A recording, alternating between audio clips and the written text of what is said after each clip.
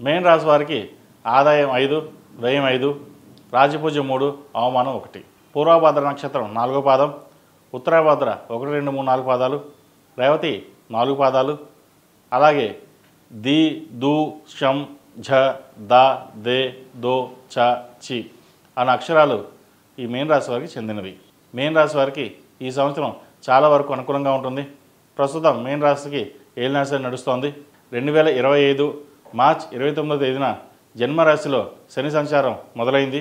ఈ దశలో కొంతవరకు ఇబ్బందులు ఉంటాయి. అయితే ధర్మ మార్గం, దైవారాధన ఎంత ఎక్కువ చేస్తే అంత బాగుంటుంది. సోమరితనాన్ని పక్కన పెట్టాలి. గత 2.5 సంవత్సరాల కంటే ఈ సంవత్సరం బాగుంటుంది.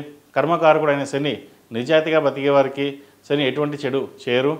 ఇతరులకు అన్యాయం చేసిన వారు, వక్ర మార్గంలో ధన సంపాదించిన వారు, చెడు కర్మలు చేసేవారికి ఏలినాటి శని సమయంలో మాత్రం కర్మ ఫలితాలను అనుభవించక తప్పదు.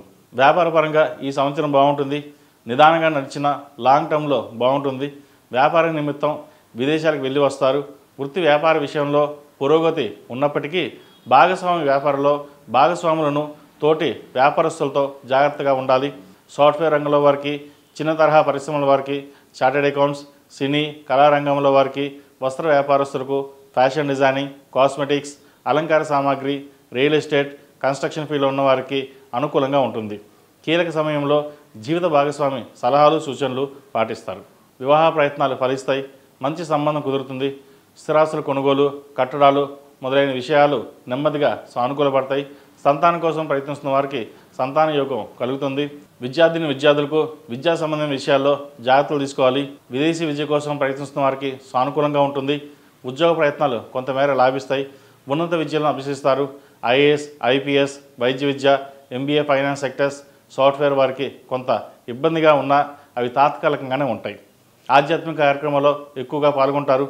దక్షిణామూర్తి స్తోత్రం, శని స్తోత్రం నిత్యం పఠిస్తే మంచి ఫలితాలు ఉంటాయి. మేధా దక్షిణామూర్తి రూపుని నల్ల ధరించండి. అలాగే మేధా దక్షిణామూర్తి హోమం చేయించడం చెప్పదగిన సూచన. ఈ రాశిలో జన్మించిన స్త్రీలకు ఈ సంవత్సరం ఏలినాటి శని ప్రభావం ఉంటుంది. చేసే పనిలో ఆటంకాలు ఎదురవుతాయి. బంధుమిత్రులతో విభేదాలు వచ్చే అవకాశం ఉంది. వృత్తిలో ఆటంకాలు ఉంటాయి.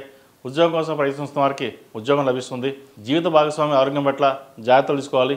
సంతానం విషయమే జాగ్రత్తలు తీసుకోవాలి. వివాహ విషయంలో తొందరపడకుండా జాతక పరిశీలన చేసుకుని ముందుకు వెళ్ళడం చెప్పదగిన సూచన. ఈ రాశివారు ఈ సంవత్సరం శని స్తోత్రం, దుర్గాదేవి అష్టోత్తరం పఠించినట్లయితే మరిన్ని మంచి ఫలితాలు అందుకోగలుగుతారు. అలాగే కాలభైరవ రూపు, సుబ్రహ్మణ్య స్వామి రూపు ధరించడం చెప్పదగినది. ఏదైనా పని మీద బయటికి వెళ్ళేటప్పుడు గురువారం కానీ ఆదివారం నాడు కానీ వెళ్ళండి. మంచి ఫలితాలు సంప్రాప్తిస్తాయి.